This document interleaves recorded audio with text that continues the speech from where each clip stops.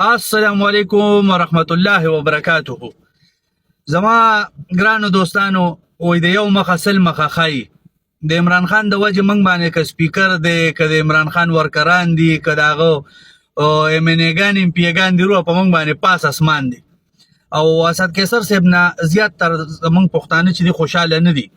نو اسد کیسر صاحب له خپل پکار دي چې د خپل لوټونه جوړ کړي، لکه ځکه اسد کیسر صاحب لوټ ورکوم نه زبا د عمران خان د وجه ورکوم.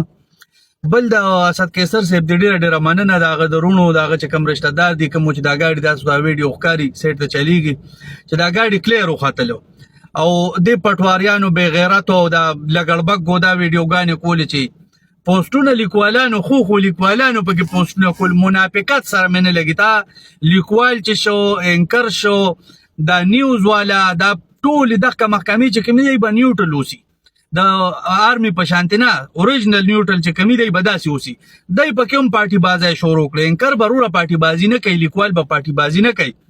نو دا ویډیو تاسو تخکاری چې دا غیر ور سکلیر خو ته گاډي سفاری نه کسٹم چور دی نه د غلاري خدای اساس مکه اسمان په سر راغسته خو دار تاسو تړالای و اس پی بغاپی او د عمران خان کاپلی به ان شاء الله روان. اسلام علیکم.